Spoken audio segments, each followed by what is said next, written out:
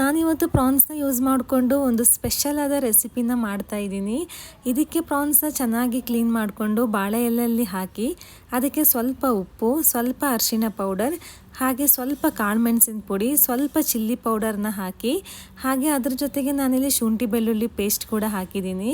ಹಾಗೆ ಅರ್ಧ ಲೆಮನ್ನ ಸ್ಕ್ವೀಸ್ ಮಾಡಿ ಅದಕ್ಕೆ ಹಾಕಿ ಚೆನ್ನಾಗಿ ಮ್ಯಾರಿನೇಟ್ ಮಾಡಿ ಒಂದು 15 ಮಿನಿಟ್ಸ್ ಹಾಗೆ ಬಿಟ್ಟಿಡಬೇಕು.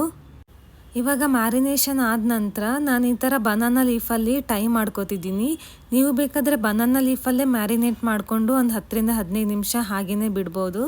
ನೋಡಿ ಎಷ್ಟು ಚೆನ್ನಾಗಿ ಟೈ ಮಾಡ್ಕೋತಿದ್ದೀನಿ ನಾನು, ಎಲ್ಲೂ ಒಡೆದೇ ರೀತಿಯಲ್ಲಿ ಇದನ್ನು ಟೈ ಮಾಡ್ಕೋಬೇಕು. ಇವಾಗ ಒಂದು ಪ್ಯಾನಲ್ಲಿ ಎಣ್ಣೆ ಹಾಕಿ ಎಣ್ಣೆ ಬಿಸಿ ಆದ ನಂತರ ಇದನ್ನು ಎರಡೂ ಸೈಡ್ ಈ ಥರ ಫ್ರೈ ಮಾಡ್ಕೊಳ್ಳಿ.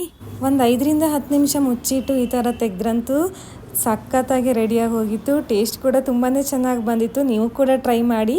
ವಿಡಿಯೋ ಇಷ್ಟ ಆದರೆ ಲೈಕ್, ಶೇರ್, ಸಬ್ಸ್ಕ್ರೈಬ್ ಮಾಡಿ.